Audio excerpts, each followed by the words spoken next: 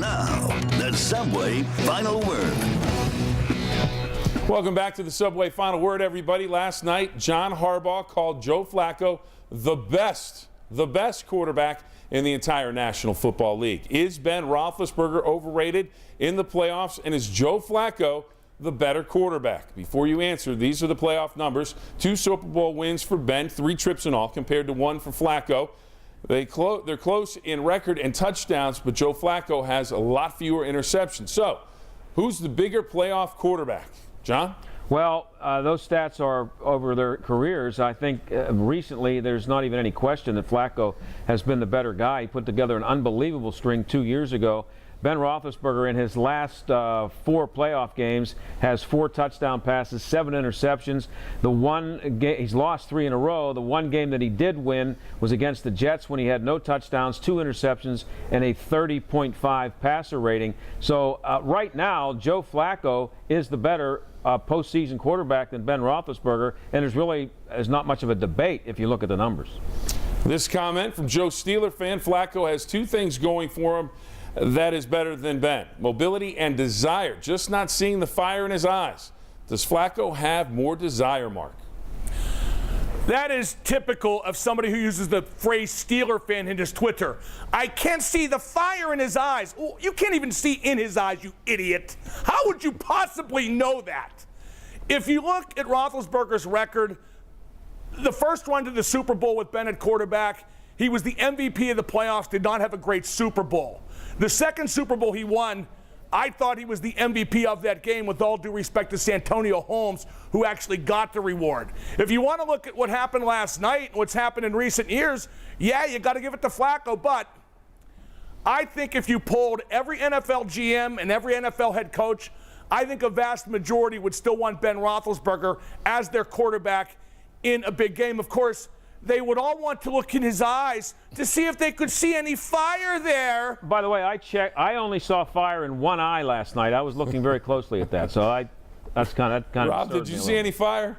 I saw disappointment. I saw a lot of heartbreak after the game. I'll say this about it. I think if we're going to ask this question, we also have to pair the head coaches up. And right now, I would take Joe Flacco and John Harbaugh over Ben Roethlisberger and Mike Tomlin in a playoff game any day a week, and to use a Harbaughism, twice on Sunday and Saturday night. I just don't think right now Ben Roethlisberger looks anything like the guy he was early in his career when he was playing with a fearlessness. And I think there's a little bit of legacy on Ben's mind right now. I don't think that played into last night, but Joe Flacco has a freeness about him that I think allows him to handle these big moments better. Ben used to have that. I think Ben can get it back. Let's turn to the Penguins now. They made a deal for a winger, David Perron of Edmonton, for a 2015 first-round pick, and Rob Klinkhammer. What are your initial impressions of the trade for Perron, and is it enough to improve the wing position, Mark? Well, first off, I don't do impressions. But as far as David Perron goes, they got him for a first-round pick, which they don't really need. The future is now when Crosby's 27 and Malkin's 28. And they got Perron without sacrificing a significant piece off their current roster. Rob Klinkhammer, we hardly knew you. It leaves enough resources to get another top 6 wing, which is what they need to do. So from the standpoint of right now, and Perron is tied up for a year after this, I think it's an excellent trade. A comment now from Jordan. I love the trade. They got a top 6 without giving up a defenseman. He's skilled, and he plays with grit and goes to the net. Do you like what they gave up, Rob? No. I mean, a first-round pick for the Penguins, where they're going to pick as a team that will finish with one of the top 5 records, and whoever Klinkhammer was, not necessary. But Mark's right. They still need to do some work. They still have moves to make, and it's good that they didn't have to give up much to get Perron. The thing I want to see them do is get somebody for Evgeny Malkin now. Sidney Crosby has his guys. It's going to be Perron. It's going to be Hornqvist. I'm not sold on Chris Kunitz anymore as being a consistent, productive top 6 winger in this league. Malkin's been their best offensive player this year, playing with himself as his best winger. He needs some more help.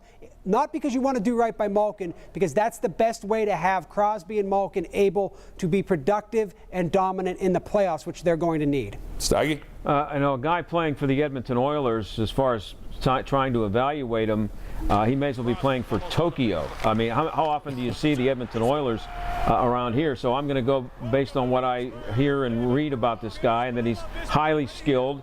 He's been really unhappy playing in, if it's not hockey hell, it's hockey purgatory. And he's got a guy who you would think he may have the best attitude of the NHL right now for having gotten out of Edmonton. Not only do you get out of the worst place in hockey right now, but they plop you in on a line next to Sidney Crosby. And if this guy is half as skilled as I hear he is, he should be an unbelievable addition to the team. And also, I think it's a great trade, at least that will hold them over from now until the trading deadline. All right, our final topic tonight, Pitt's record-breaking bowl collapse. What does the coaching turnover and bowl collapse mean for Pitt's reputation and recruiting, Rob? Come to me first on this one after I've said so many kind things about Pitt over the past few weeks. I don't think that bowl game loss means a whole lot.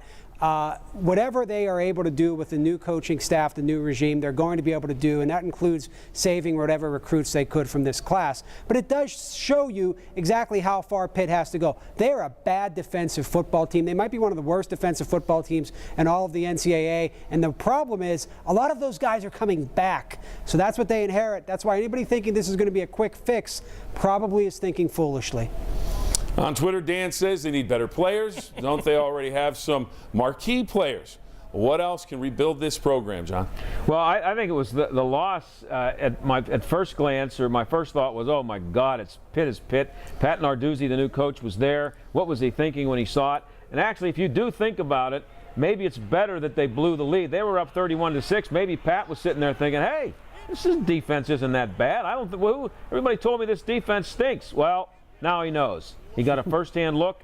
He has a first-hand feel of what Pitt football has been like for most of the last 30 years. Probably in the long run, it might be better that the new coach saw the team at its worst and didn't get a false impression. Mark? I hate to use the term gutless when referring to college kids, so I won't. But we talk about how bad the defense is. We talk about the criticism the defensive coordinator got, and he won't be the defensive coordinator much longer, and rightly so. But for the love of God, somebody fall on an onside kick. How hard is that? They had 2 onside kicks in a row, and then as the kicker, Pitt in desperation driving down the field to try to salvage the game with a field goal, and one of their gutsy go-to guys, Tyler Boyd, drops a ball. It was a total collapse, and this makes the coaching change that much more for the better, because if the same coaches were coming back, this would scar the program. Now at least it'll feel like they're starting over, but ain't nobody coming back, ain't no Pitt fan, ain't no recruit going to forget that collapse for quite some time. Mark, John, and Rob, thank you very much. We're getting your final word and our panel's final word on the sports world, and you won't want to miss it. Next on the Subway Final Word.